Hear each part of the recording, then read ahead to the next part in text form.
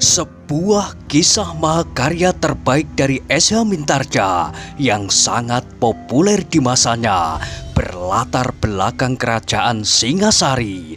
Dengan bangga kami persembahkan kepada sahabat Permata TV tercinta semuanya dengan judul Kisah Pelangi di Langit Singasari.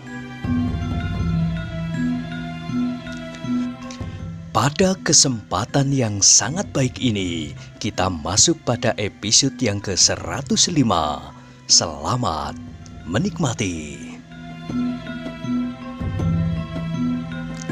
Pada episode sebelumnya telah diceritakan, iring-iringan itu pun kemudian berjalan perlahan-lahan meninggalkan Panawijen, di antar lambaian tangan orang-orang Panawijen yang menyaksikannya.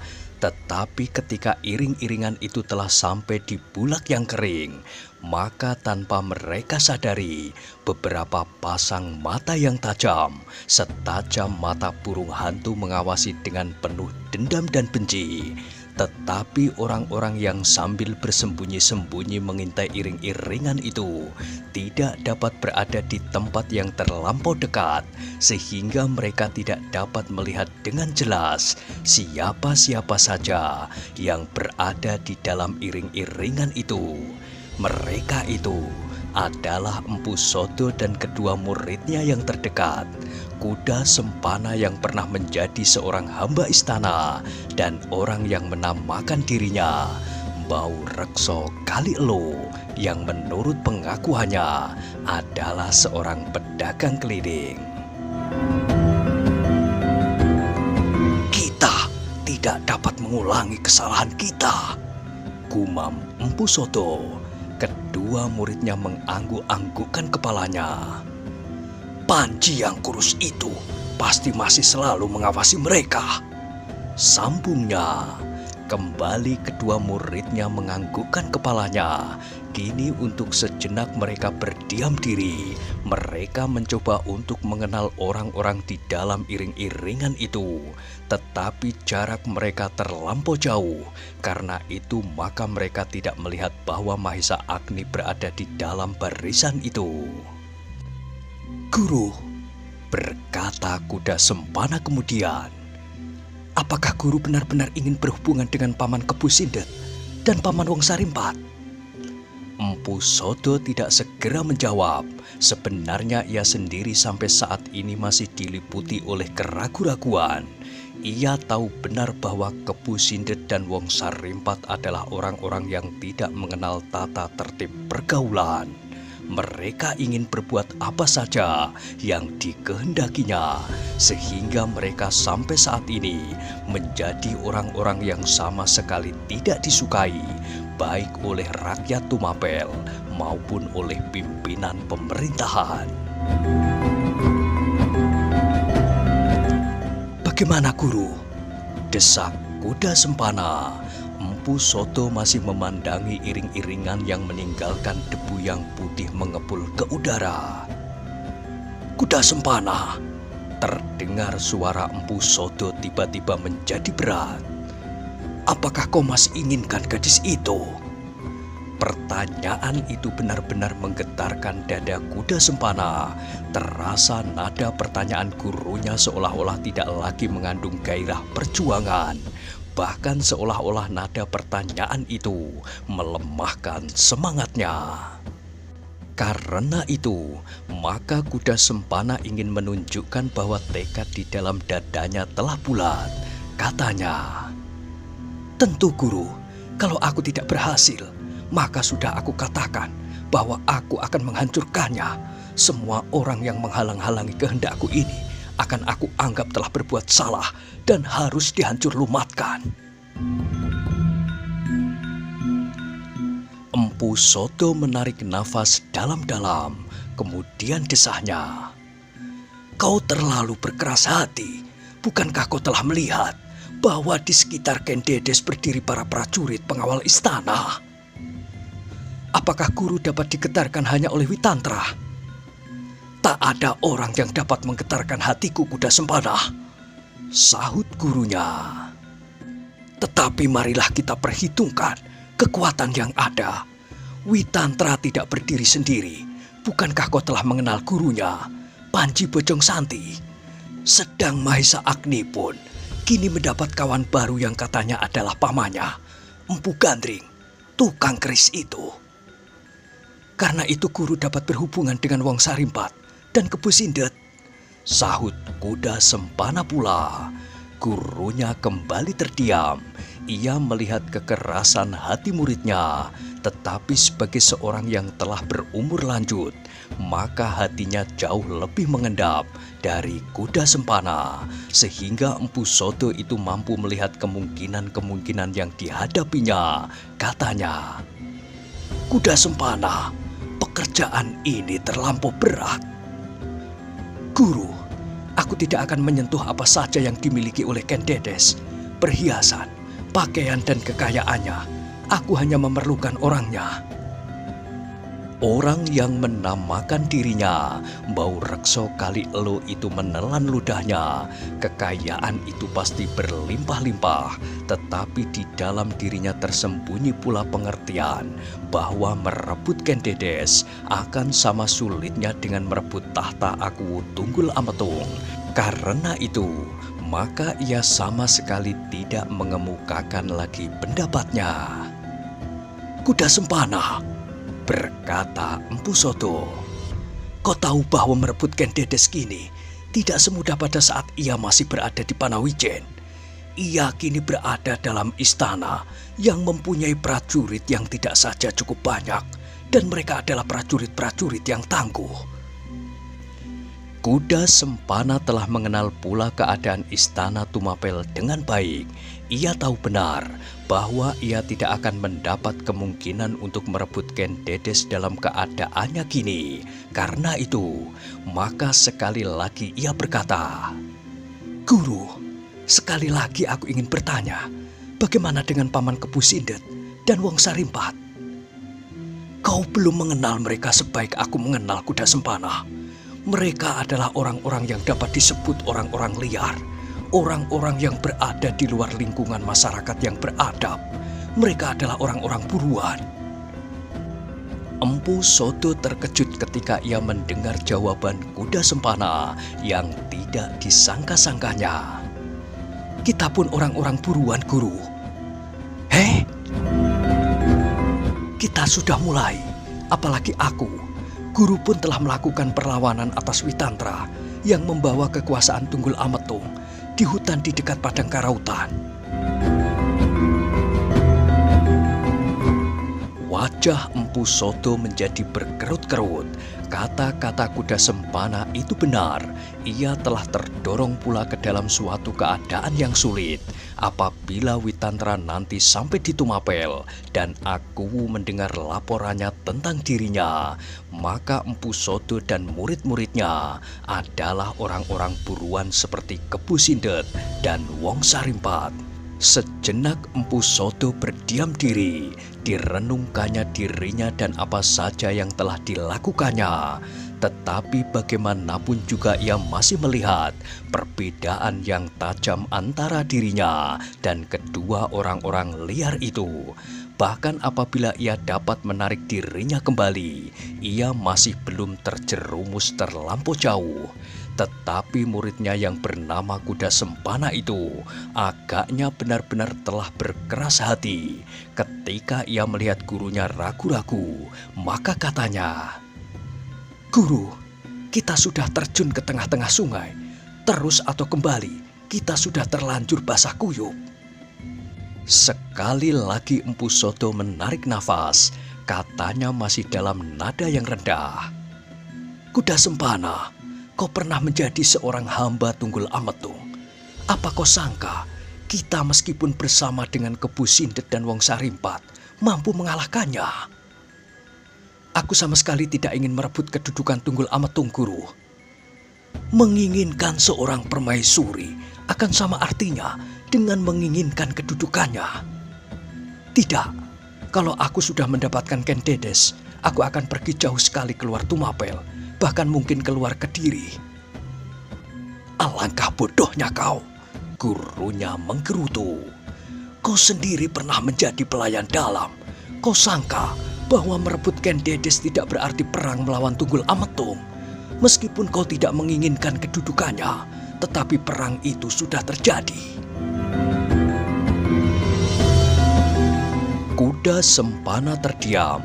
Hatinya gelap telah menutup segenap kemauannya untuk berpikir secara sehat. Tetapi kali ini ia mendengar kata-kata gurunya, dan kata-kata itu mampu menyelusup ke dalam hatinya yang gelap.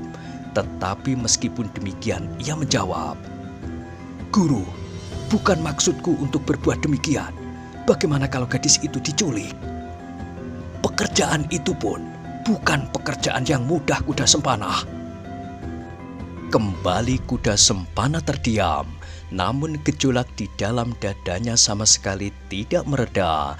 Ketika ia mengangkat wajahnya, ia melihat ekor dari iring-iringan itu sudah menjadi semakin jauh dan hampir lenyap di tikungan. Yang tampak kemudian hanyalah tanaman-tanaman yang kering, kekuning-kuningan. Persetan dengan bencana yang menimpa Panawijen. Tiba-tiba Kuda Sempana menggeram. Dendamnya kepada Panawijen menjadi semakin memuncak. Panawijen, tempat ia dilahirkan, tempat ia dibesarkan, dan tempat orang tuanya bergelut dengan hidup keluarganya, sama sekali tidak menarik perhatiannya. Bahkan baginya Panawijen adalah mereka yang telah membakarnya selama ini. Apalagi anak muda yang bernama Mahesa Agni benar-benar telah menyalakan segala macam kebencian di dalam dadanya. Dalam pada itu, tiba-tiba Kuda Sempana itu bergumam, "Guru, bagaimanapun juga, sebaiknya kita coba. Berhasil atau tidak berhasil, sebaiknya guru menghubungi Wong Sarimpat dan Kebu Sindet. Kalau aku tidak berhasil mendapatkan Ken Dedes, maka aku akan membuat pembalasan dengan caraku. Menghancurkan bendungan yang sedang dibangun, menangkap dan membunuh Mahesa Agni, sehingga akibatnya pasti akan menyiksa perasaan Ken Dedes. Biarlah hatinya tersiksa seperti hatiku." Empu Sodo mengangguk-anggukkan kepalanya. Kalau hanya itu yang dikehendaki dan dapat memberinya kepuasan, maka kiranya tidak terlalu sulit untuk dilakukannya. Karena itu maka jawabnya, "Kuda Sempana, mungkin kita akan dapat berbuat demikian. Memecah rencana yang tengah dibuat oleh Mahesa Agni itu, bahkan membinasakan. Tetapi seterusnya, untuk mendapatkan Ken Dedes adalah terlampau sulit bagimu kini. Mahesa Agni adalah sumber dari kegagalan itu, Guru." Empu Sodo mengangguk-anggukkan kepalanya, tetapi sejenak kemudian ia menjadi berbimbang hati. Kalau ia melakukan perbuatan itu, apakah keuntungan yang didapatkannya selain diburu dan dikejar-kejar oleh aku Tunggul Ametung? Tetapi dalam pada itu kini menyelusup perasaan lain pula di dalam dadanya. Empu Sodo itu sendiri tidak mengetahuinya kenapa tiba-tiba ia ingin membela muridnya dengan kemauan yang berbeda dari saat-saat lampaunya. Pada masa-masa yang lampau, setiap perbuatannya pasti diperhitungkannya. Upah apakah yang akan diterima dari muridnya yang dibantunya. Tetapi setelah ia melihat beberapa perguruan lain, melihat bagaimana sikap Panji Bojong Santi terhadap muridnya, maka pendirian itu tanpa dikehendakinya sendiri telah bergeser pula karena harga dirinya yang tampil ke depan. Empu Sodo tidak mau perguruannya menjadi bahan ejekan dari perguruan-perguruan lain karena setiap usaha dan kemauan murid-muridnya selalu tidak pernah terpenuhi. Tetapi Empu Sodo itu terkejut ketika tiba-tiba muridnya berkata, "Kalau demikian, mengapa tidak malam ini saja kita menghancurkan rencana Mahesa Agni dan menangkapnya?" "Sudah aku katakan," sahut gurunya. "Di samping Mahesa Agni, kini ada pamannya Empu Gandring. Karena itu, kita tidak boleh terlampau tergesa-gesa." Namun terasa kuda Sempana tidak bersabar lagi. Tetapi ketika ia ingin menyatakan perasaannya itu, terdengar orang yang menamakan diri Mbau Rekso Kali Elo itu berkata, "Aku mempunyai cara yang baik untuk menyiksa perasaan Maesa Agni." Kuda Sempana dan Empu Soto itu pun berpaling kepadanya. Hampir bersamaan mereka berkata, "Apakah cara itu? Kita biarkan Maesa Agni membuat bendungan itu sampai saat hampir selesai. Nah, ketika mereka merasa bahwa mereka pasti akan menikmati hasil usahanya itu, maka bendungan itu kita pecahkan. Kita hanyutkan Maesa Agni di dalam arusnya yang keras." Kuda Sempana mengerutkan keningnya, kemudian jawabnya, "Terlampau lama. Berapa bulan lagi hal itu terjadi? Tetapi peristiwa itu akan menyenangkan sekali. Bukan saja Maesa Agni, alangkah kecewanya orang-orang Panawijen yang lain. Kalau bendungan itu kau rusakkan sekarang, maka kerugian mereka tidak seberapa banyaknya. Dalam pada itu, guru masih mempunyai kesempatan untuk bertemu dengan Paman Kebu Sindet dan Wong Sarimpat." Kuda Sempana terdiam sesaat, tetapi katanya kemudian, "Aku sependapat. Tetapi kita tidak perlu menunggu bendungan itu selesai. Aku tidak ingin pembalasan ini datang terlampau lama." Empu Soto pun mengangguk-anggukkan kepalanya pula. Pendapat muridnya yang seorang itu memang menyenangkan sekali.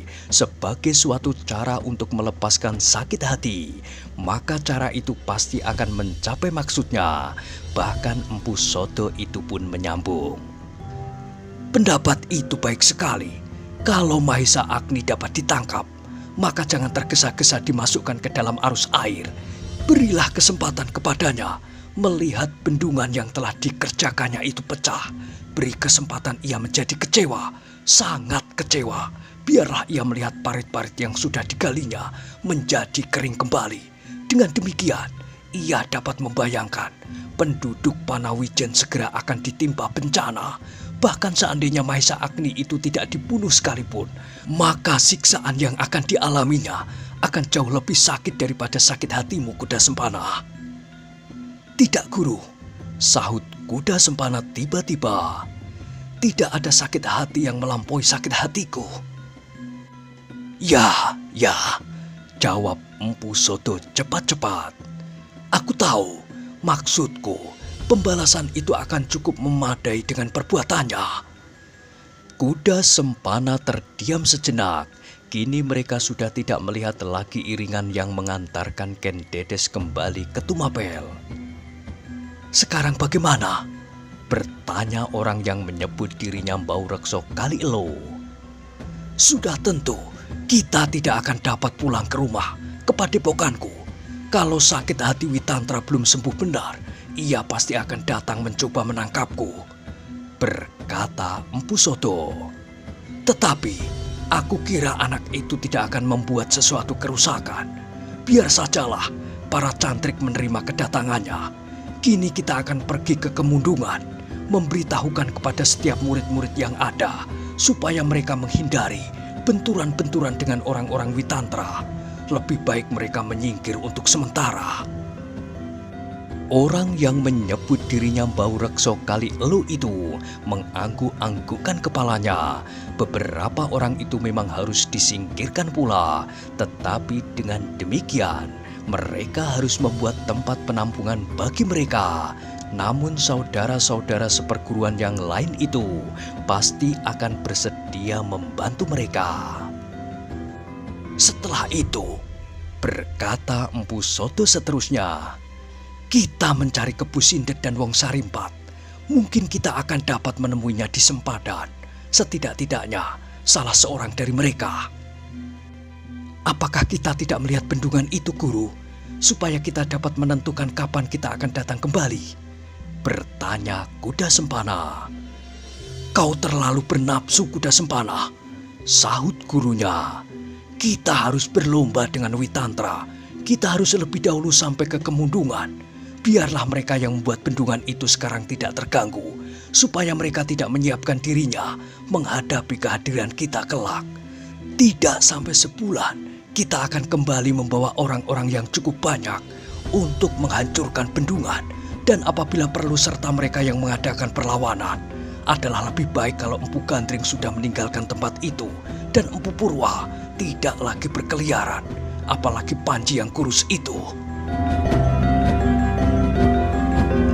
Kuda Sempana kali ini terpaksa menurut kehendak gurunya. Mereka kemudian meninggalkan telatah Panawijen tanpa berbuat sesuatu untuk dengan tergesa-gesa pergi ke Kemundungan. Namun di sepanjang jalan, kepala kuda Sempana selalu dipenuhi oleh gambaran-gambaran tentang pembalasan sakit hati yang akan dilakukan. Namun bagaimanapun juga, gambaran tentang Ken Dedes tidak juga dapat lenyap dari kepalanya. Sementara itu, iring-iringan yang membawa Ken Dedes semakin lama menjadi semakin jauh, meninggalkan Panawijen. Terasa matahari di langit semakin panas, menyengat kulit mereka.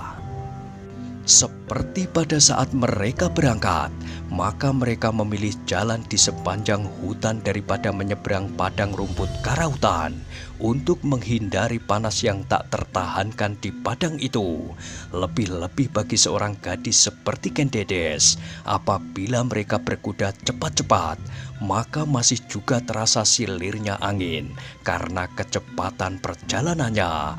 Tetapi berjalan kaki di padang itu adalah pekerjaan yang tidak menyenangkan. Berdasarkan pengalaman mereka pada saat mereka berangkat, maka dalam perjalanan kembali itu mereka selalu diliputi oleh kewaspadaan yang setinggi-tingginya. Bahaya setiap saat dapat mengancam, bahkan mungkin menjadi lebih berat daripada saat mereka berangkat. Tetapi seandainya mereka tahu bahwa dalam saat yang bersamaan kuda Sempana dan gurunya sedang berjalan menuju ke Kemundungan, maka mereka pasti tidak akan setegang itu. Bahkan mungkin mereka sempat berkelakar di sepanjang jalan. Namun kali ini perjalanan itu seolah-olah diselubungi oleh kecemasan dan kekhawatiran, sehingga hampir tidak terdengar suara mereka bercakap-cakap. Kecuali sekali dua kali terdengar suara tawa Kepu Ijo yang berjalan agak di muka tandu. Tidak seperti pada saat mereka berangkat, maka dalam perjalanan kembali ini mereka tidak memerlukan bermalam di perjalanan. Seakan-akan mereka demikian ingin melihat kota Tumapel kembali. Meskipun hari telah malam, namun mereka meneruskan perjalanan.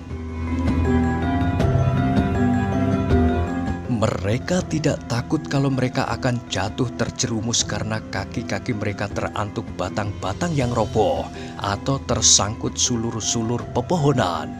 Sebab ketika itu mereka telah meninggalkan hutan di sepanjang tepi padang karautan yang panas. Kehadiran mereka di kota hampir di tengah malam buta mengejutkan para peronda. Tetapi Witantra yang berjalan di muka selalu mencoba mencegah mereka membuat keributan. Jangan ribut, biarlah mereka yang tidur tidak terganggu. Mereka tidak perlu melihat iring-iringan ini, sebab mereka telah melihat pada saat kami berangkat, berkata Witantra kepada para peronda. Meskipun demikian, ada juga di antara mereka yang sempat membangunkan anak istrinya dan membawa mereka ke tepi jalan raya untuk menyambut iringan bakal permaisuri itu. Bahkan iring-iringan itu tampak lebih megah di bawah cahaya beberapa buah obor yang menyala berkobar-kobar. Tetapi para prajurit Tumapel yang lelah itu sama sekali tidak lagi sempat memperhatikan orang-orang yang berdiri di pinggir jalan. Terkantuk-kantuk mereka berjalan dengan langkah yang panjang-panjang supaya mereka segera dapat beristirahat. Di dalam tandu, Ken Dedes sekali-sekali tersandar dengan mata terpejam. Kadang-kadang ia kehilangan kesadaran karena kantuknya yang mencekam. Tetapi apabila tandunya tergoyang karena para pemanggulnya bergantian, Ken Dedes itu kembali mencoba membelalakan matanya. Terasa pula bahwa badannya menjadi semakin penat. Desahnya di dalam hati. Apalagi mereka yang berjalan kaki, lebih-lebih yang harus memanggul tandu ini. Di belakang ada pula prajurit yang berjalan tersuruk-suruk. Hampir tidak lagi ia kuat menarik kakinya. Tombaknya terayun-ayun bukan karena lawan berdiri di hadapannya, tetapi tangannya telah terlampau letih memegang senjata itu. Keringat di telapak tangannya telah membuat landaian tombaknya menjadi licin. Ternyata bahwa rasa kantuk mereka jauh lebih mengganggu dari perasaan lelah.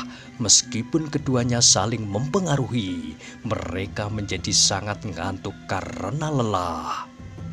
Ketika iring-iringan itu kemudian memasuki alun-alun dan kemudian terpaksa berhenti di muka regol untuk menanti sejenak para penjaga membuka palang pintu yang besar, maka beberapa orang di antara mereka dengan serta-merta menjatuhkan dirinya duduk bersandar pada dinding halaman istana.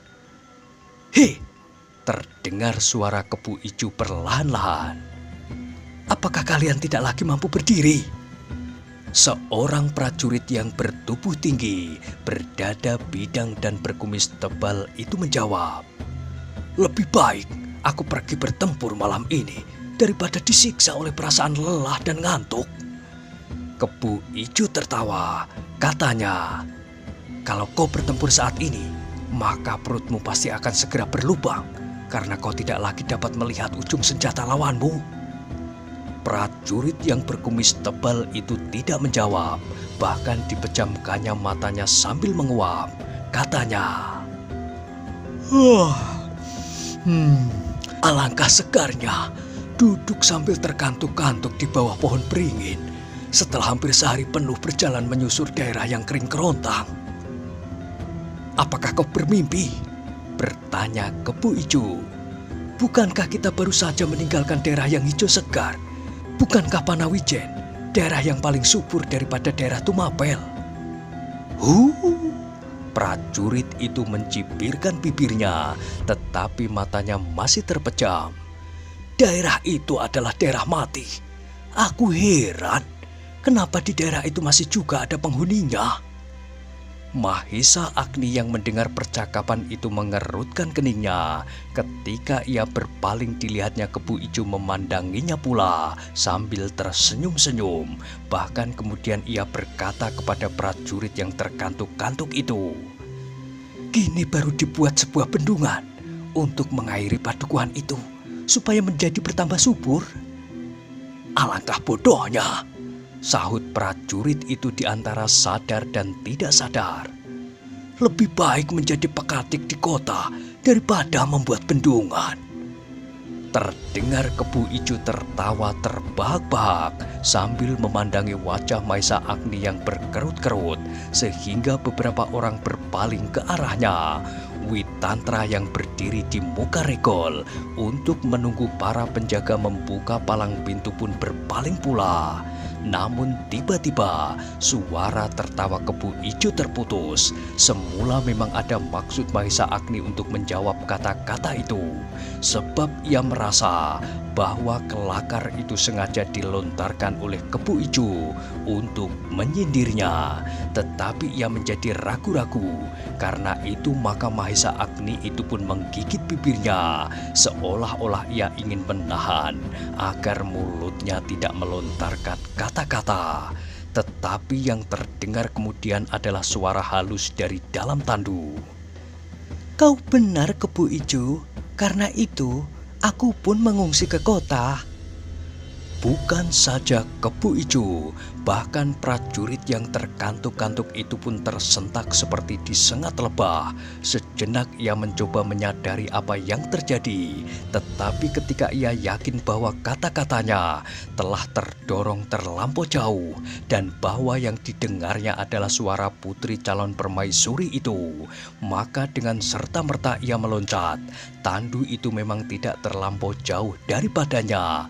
Dengan tubuh gemetar, ia duduk bersimpuh di tanah sambil berkata, "Ampun Tuan Putri, bukan maksud hamba mengatakan demikian. Tetapi hamba seakan-akan terbius oleh pertanyaan Kebo Ijo, sehingga jawaban hamba pun tidak lagi dapat hamba kendalikan." Ken Dedes tidak menjawab, bahkan memandang wajah prajurit itu pun tidak. Dengan jarinya ia menunjuk gerbang yang telah terbuka sambil berkata kepada para pengusung tandunya, "Gerbang telah terbuka, marilah." Tandu itu pun kemudian bergerak. Beberapa orang prajurit yang semula sama sekali tidak memperhatikan percakapan itu, percakapan antara Kebo Ijo dan prajurit berkumis itu pun terpaksa bertanya-tanya apakah yang sudah dikatakannya. Tetapi para pengusung dan 1-2 orang prajurit yang mendengarnya berkata di dalam hatinya, "Salahmu, mulutmu terlampau lancang." Tetapi Ken Dedes tidak meletakkan kesalahan pada prajurit itu.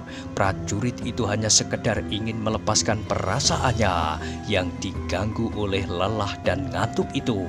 Tetapi kejengkelannya ditumpahkannya kepada Kebo Ijo. Sejak di Panawijen, sikap anak muda itu tidak menyenangkan hatinya.